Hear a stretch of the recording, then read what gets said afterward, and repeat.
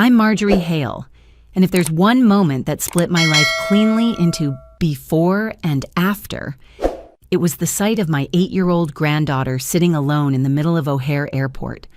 I spotted her long before she saw me, small, stiff, clutching a faded purple backpack as if it were the only thing keeping her anchored to the ground. People rushed past her in hurried waves, all of them too busy, too distracted, too indifferent to notice the terrified child someone had chosen to discard. As I walked toward her, my phone buzzed again in my coat pocket. I didn't have to look. I already knew what message was glowing on the screen. I'd read it 10 times on the drive here, each time feeling a new layer of disbelief peel away, replaced by something colder, sharper, more dangerous. "We've decided she stays with you. Don't contact us during our trip." That was all Sienna wrote. No explanation, no apology, no humanity. When Ellie finally lifted her eyes to mine, there was no relief in them, just confusion, fear, and something that nearly broke me. Resignation. As if this wasn't the first time she'd been left behind. Right then, before I even touched her shoulder, I realized something was terribly wrong, and whoever had done this to her had no idea what kind of war they'd just started. Ellie didn't say a word on the drive home. She sat in the back seat with her hands folded tightly in her lap, her thin shoulders pulled inward, as if she were trying to disappear into the fabric of the seat. Every few minutes I caught her eyes in the rearview mirror. She always looked away first. I didn't tell her everything would be okay because she'd been lied to enough for one day. So I just drove, slow and steady, letting the silence settle the way a doctor might let a wound breathe before touching it. When we finally pulled into my driveway, she hesitated before opening the car door. It was as if she needed permission to step inside my home. I walked around and opened the door for her. She flinched, not away from me, but as though she wasn't sure what any sudden movement would bring. I kept my voice soft, steady, controlled. "You're safe here, sweetheart," I said. "Let's go inside." She followed me in with small, careful steps. The house was warm from the heater I'd left running earlier, but she rubbed her arms as though she couldn't feel any of it. I set her backpack on the kitchen table and asked if she wanted something hot to drink. She nodded, only once, and sat politely on the edge of a chair like a guest who was afraid to overstay her welcome. I made cocoa the way my daughter-in-law, her real mother, used to. Warm milk, a pinch of cinnamon, a bit of sugar. When I set the mug in front of her, she whispered thank you in a voice so faint I almost missed it. She sipped slowly, watching the steam rise as though she were afraid even the warmth might disappear if she held it too tightly. That was when I noticed the shoes. The soles were worn nearly flat, the backs frayed where they rubbed against her heels. The laces didn't match, one white, one gray. Her coat was too thin for Chicago in early winter. The zipper stuck halfway up, and when she pushed her sleeves back, I saw faint indentations around her wrists, marks from wearing elastic cuffs that were far too tight. None of this was new. That much I understood. This had been building for a long time. "Ellie," I said gently, "were you alone at the airport the whole time?" She didn't speak at first. Her fingers curled around the mug as if it were a lifeline. When she finally lifted her eyes, there was a flicker of shame in them that no child should ever know. "I waited," she whispered. "I wasn't supposed to cry." Those 5 words hit me harder than anything Sienna's text had said. Ellie had been trained, conditioned, to believe her own tears were an inconvenience. I forced myself to stay composed. Rage wouldn't help her. But it sat in my throat like a stone. "You didn't do anything wrong," I told her. She nodded again, but the gesture didn't carry belief, only habit. I tucked her into the guest room that night. She curled around a small stuffed bear, one ear missing. the fur matted from years of clutching. I stayed at the doorway long after she fell asleep, watching her breathing steady out, listening to the small sounds of a child finally resting in safety. When I stepped back into the hallway, the house felt different, larger, somehow quieter, but not empty, more like it was holding its breath along with me. I reached for my phone then, not out of panic, but purpose. Because the moment Ellie whispered that she wasn't supposed to cry, I understood something with absolute clarity. Tomorrow, I would start digging. And when I did, I knew I wouldn't like what I found. The next morning began with a gray sky and the quiet kind of cold that seeps under the door before the sun finds its way up. I heard Ellie moving in the guest room, small, careful movements, the kind children make when they're afraid of waking the wrong adult. I let her take her time. When she finally stepped into the hallway, she was already dressed in the same clothes she'd worn the day before, smoothing the wrinkles as though that mattered more than comfort. "Good morning," I said. She hesitated before answering, testing the air like someone approaching an unpredictable animal. "Good morning." I made pancakes, even though I hadn't cooked breakfast for a child in years. She watched every step as if waiting for permission to speak, so I kept my voice steady and warm, giving her space to settle. When I placed the plate in front of her, she murmured thank you, barely audible but a little stronger than the night before. Those small changes mattered. At 9, the doorbell rang. Ellie stiffened, her fork freezing halfway to her mouth. I reassured her with a touch to her shoulder before opening the door for Charles Whitman. He stepped inside wearing his usual wool coat and the calm expression of someone who's seen the worst of family disputes and still believes in justice. "This is Ellie," I said softly. He gave her a gentle smile, the kind that didn't demand anything. "Hello, young lady." She nodded without speaking, then retreated to the living room where the morning news played at low volume. I watched her for a moment, her small frame tucked into the corner of the couch, and felt something settle heavily in my chest. Charles and I sat at the dining table. I told him everything: the text, the airport, the worn clothes, the way Ellie flinched when spoken to. I showed him the pictures I'd taken of her shoes and coat, the timestamps on Sienna's message, the call log proving no one had attempted to reach me before abandoning the child. He listened with the steady patience of a man who'd spent a lifetime navigating the ugliest corners of domestic life. When I finished, he removed his glasses and folded his hands in front of him. "Marjorie," he said, "this isn't an oversight. It's a pattern, and it's serious." I felt that truth settle deeper than bone. "We need to act today," he continued. "Take her to a pediatrician for an immediate evaluation. Document everything. And whatever Brian or Sienna send you from this point forward, do not respond." I breathed in slowly, letting his words steady me. There was clarity in them, a direction I desperately needed. Before he left, he leaned closer. "You understand, this may tear the relationship with your son beyond repair." I glanced toward the living room where Ellie sat, hugging her knees, eyes fixed on the TV but not truly watching. "There's nothing left to tear," I said. Once Charles was gone, I took Ellie to the clinic. The pediatrician, Dr. Ramos, was gentle with her, asking questions in a soft voice, letting Ellie answer only when she felt safe. I stepped out during part of the exam, standing in the hallway staring at a poster about childhood anxiety, my stomach tightening with each muffled sound from behind the door. When Dr. Ramos invited me back in, her expression told me everything before she spoke. "She's physically healthy," she said carefully, "but emotionally, she's been holding far too much for far too long." Ellie looked at her hands, shoulders drawn inward again. I reached for her, letting my fingers rest lightly over hers.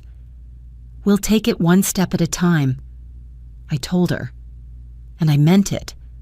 But as we walked out into the cold morning air, I felt the shift, small, unmistakable, dangerous.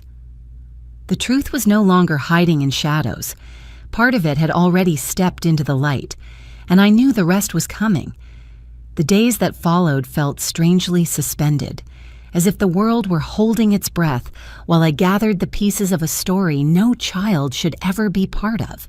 Ellie moved through my home like a quiet shadow, polite, careful, grateful for every smallest gesture. She clung to routine the way someone clings to a railing in a storm. Breakfast at 8, homework after school, lights out at 9. She watched my reactions closely, as though the wrong question or wrong expression might shift the ground beneath her feet, but cracks kept surfacing. One evening, when I told her she could leave her toys on the living room rug because we'd clean together later, she jerked upright and shook her head quickly, panic filling her eyes. "I can't," she whispered. "Mess makes her angry. I didn't need to ask who." That night, after she fell asleep, I sat in the dim light of the kitchen with a cup of tea that had long gone cold. My phone buzzed on the table, Brian's name lighting up the screen again. I let it ring. The second time, I turned the phone face down. I knew what he would say anyway, that I misunderstood, that Ellie was dramatic, that Sienna had been under pressure, that he was trying his best. None of it mattered. Not anymore. The next morning, I took Ellie for a walk around Lakeshore Park. The air was crisp, the kind that wakes your lungs and clears your mind whether you want it to or not. Ellie held my hand loosely, the way a child does when they want comfort but aren't sure if they're allowed to want it. When we reached the swings, a young woman approached us hesitantly. She wore a thick hoodie, her hair tied back in a messy bun, her eyes wide with recognition. "Mrs. Hale?" she asked. I nodded. "My name is Patty. Patty Warren." She swallowed hard. "I used to babysit for Brian and Sienna." I felt Ellie's hand tighten in mine, her fingers curling into my palm. Patty noticed the movement and softened her voice. "I didn't know how to reach you," she said. "But when I heard what happened at the airport, I had to find you." She told me things I already suspected but still wasn't prepared to hear. The endless punishments. The locked bedroom door. Ellie being made to eat alone because she slowed down the boys. The way Sienna insisted that Brian not intervene when Ellie cried, calling it manipulation. Patty's voice trembled as she spoke, guilt filling every pause. "I quit," she said finally. "I told myself it wasn't my place, but I should have said something sooner. I'm sorry." Ellie leaned into my side, small and silent. I wrapped an arm around her and kept my eyes steady on Patty. "You're saying it now," I told her, "and that matters." Patty nodded, relief softening her shoulders. I wrote everything down. Dates, incidents, even some recordings. If you need them, I want to help. There it was. Proof. Clear and undeniable. The kind that couldn't be brushed aside or twisted into excuses. That afternoon, I called Charles. He listened quietly, then let out a breath that sounded like both disbelief and grim validation. "This changes everything," he said. "Marjorie, with this, plus the doctor's report, plus the abandonment, we're ready to petition for emergency custody." The words settled over me, like a weight I was finally strong enough to carry. When I hung up and turned toward the living room, Ellie was sitting cross-legged on the rug, coloring a picture of a house with a garden. She looked up at me with a hesitant smile, one that didn't quite reach her eyes but was still more than she'd managed days ago. I sat beside her, feeling the warmth of the room wrap around us both. The storm was coming, louder, fiercer, impossible to avoid. But for the first time, I didn't feel afraid. Because now, I wasn't fighting shadows. I had truth on my side. And soon, so would Ellie. The hearing for temporary custody took place on a Thursday morning heavy with rain, the kind that blurred the courthouse steps into muted gray streaks. I had dressed carefully, choosing a simple navy suit and tying my hair back, not to appear younger or stronger, but to show the judge I was steady, someone who could hold a child's world together when everyone else had let it fall apart. Ellie stayed home with my sister, Marilyn. She didn't ask where I was going, though her eyes followed me until the door closed. Children know when a day is heavier than others. Inside the courtroom, the lights were too bright, and the air carried that sterile government chill. Brian sat on the opposite bench, his shoulders hunched, his eyes rimmed red. He looked everywhere but at me. Sienna sat beside him, rigid, her arms crossed tightly, her expression a mix of irritation and fear. Maybe she wasn't expecting things to reach this point. Maybe she thought abandoning a child was something that could be smoothed over with pretty words and charm. When the judge entered, the room shifted. Charles presented everything: Dr. Ramos's evaluation, the photos of Ellie's clothes, the screenshots of Sienna's message, Patty's written testimony. Each piece landed with a quiet finality, like stones placed carefully onto a scale already tipping in my favor. Brian's attorney tried to salvage what she could.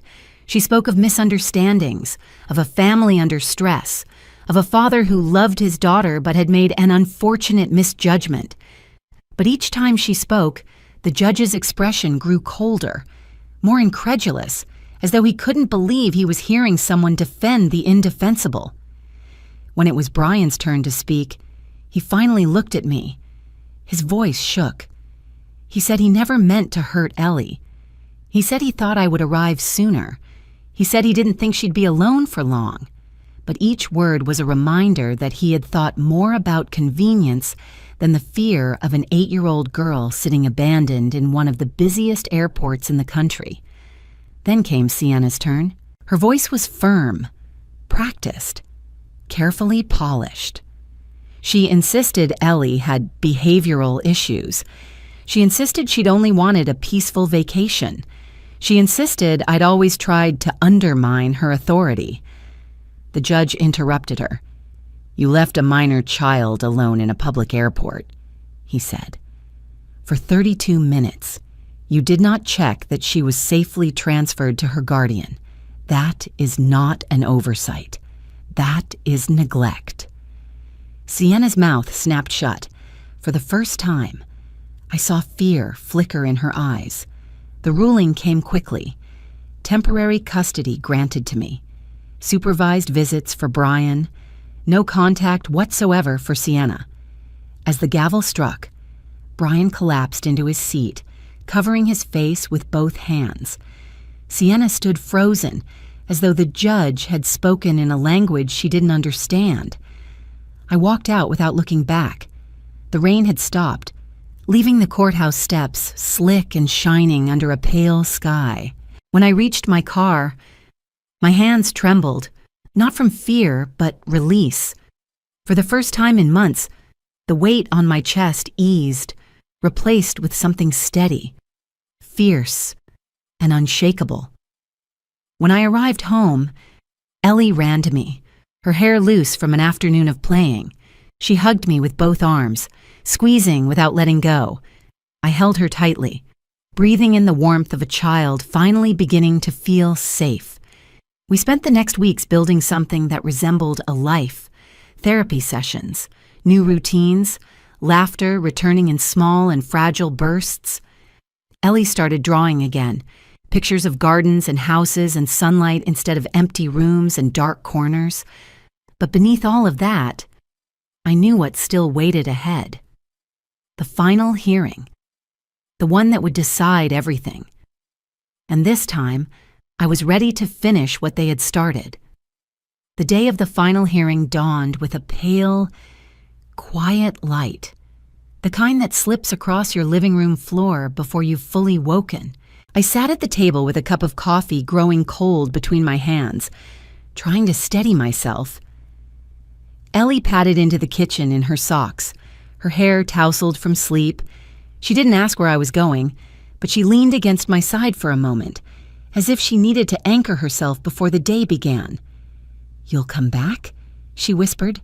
"I will," I said, brushing her cheek. "And when I do, we'll be all right." She nodded, but I saw the fear she hadn't learned to hide yet. I hugged her tightly before Marilyn took her upstairs to get ready for school. There was nothing more I could say without risking tears neither of us needed that morning. The courthouse was crowded but hushed, as if everyone there understood that these rooms decided the futures of people who hadn't asked for their lives to be put on trial. Brian and Sienna were already seated with their attorneys. Brian looked worn, smaller somehow. Sienna's expression was carefully composed, a mask she'd crafted long before stepping into the building. Charles sat beside me and murmured, "Whatever happens, remember, we've brought the truth." The judge entered, and the room settled. He reviewed the files spread across his desk, his brow tightening as he read through the reports from CPS and the psychologists. When he finally looked up, his voice carried the weight of someone who understood exactly what was at stake. "This case concerns the best interest of a minor child," he said, "and that interest must come before parental pride, excuses, or convenience." My breath caught. He turned to me first.